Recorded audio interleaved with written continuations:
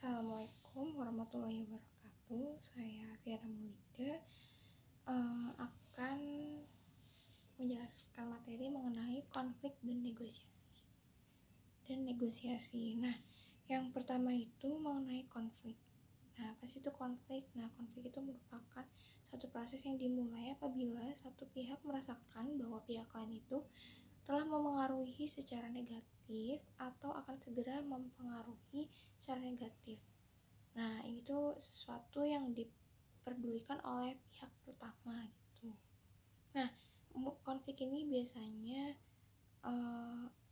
muncul kalau di organisasi itu biasanya itu karena adanya ketidakcocokan tujuan, kemudian perbedaan atas interpretasi fakta, serta ketidaksepakatan berdasarkan ekspektasi perilaku.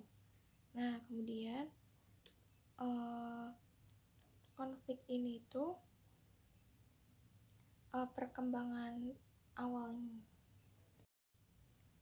Nah, lanjut mengenai perkembangan pemikiran. Nah, awalnya konflik berdasarkan traditional view. Jadi awalnya ini tuh berdasarkan traditional view itu semua konflik itu berbahaya dan harus dihindari. Kemudian lanjut atau perkembangan jadi POV dari human relation gitu. Jadi konflik ini tuh merupakan hal yang atau hasil alami gitu dan nggak bisa dihindarkan dalam kelompok manapun. Jadi konflik ini tuh wajar ada gitu dan nggak bisa dihindarkan.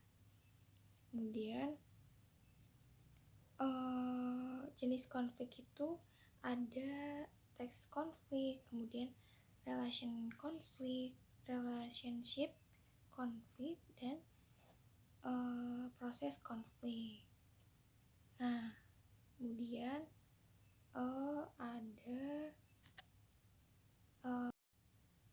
tadi kan bahas mengenai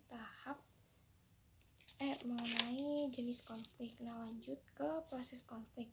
Nah, proses konflik ini tuh meliputi beberapa tahap. Nah, tahap yang pertama itu mengenai potensi pertentangan, di mana itu mencakup komunikasi, struktur, kemudian personal variabel. Nah, tahap kedua ini tuh kognisi dan personalisasi, di mana itu mencakup mengenai persepsi konflik, kemudian konflik yang dirasakan gitu menurut POV dari beberapa orang. Kemudian tahap ketiga itu intention dan tahap keempat itu behavior. Nah, mana dari konflik ini itu ada teknik manajemennya. Nah, yang pertama itu conflict resolution berupa problem solving, kemudian avoidance atau kayak bisa dihindari gitu. Kemudian ada smoothing dan yang terakhir ada kompromi gitu. Kemudian ada conflict stimulation. Nah, ya ini bringing in outside. Terus juga ada restructuring the organization. Jadi merestrukturisasi organisasi ini. Nah, tahap yang terakhir itu outcomes atau hasil. Nah, hasilnya itu bisa berupa fungsional dan disfungsional.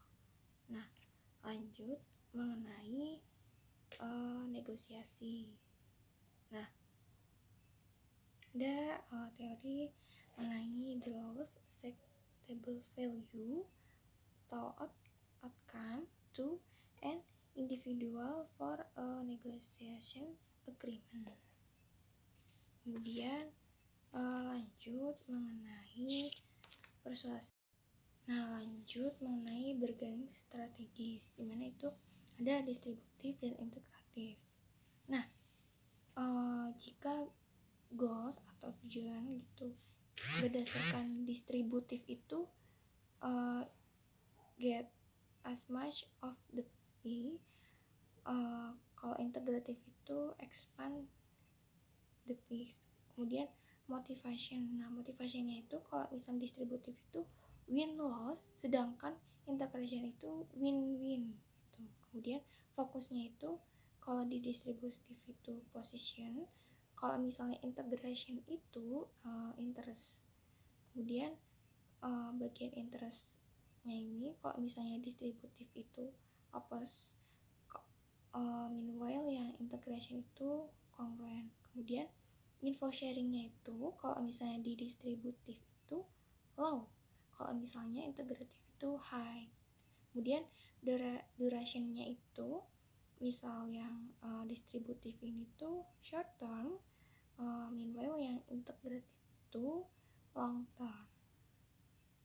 Nah, kemudian perbedaan individu dalam negosiasi itu juga berdasarkan ada personality traits, kemudian ada mood atau emotion gitu, terus ada culture gitu, berdasarkan culture gitu, terus ada gender juga. Jadi hal-hal tadi itu yang menyebabkan adanya perbedaan individu dalam negosiasi gitu. Jadi itu mempengaruhi adanya yang dalam negosiasi itu yang biasanya sering muncul gitu.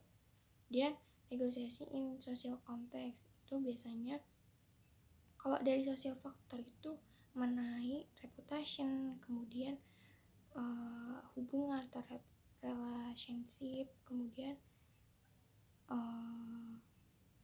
third party negotiation. Nah, lanjut ke yang negotiation itu ada mediator, kemudian atributor dan konsultan. Nah, mungkin itu yang bisa saya sampaikan pada materi mengenai konflik dan negosiasi. Terima kasih atas perhatiannya. Wassalamualaikum warahmatullahi wabarakatuh.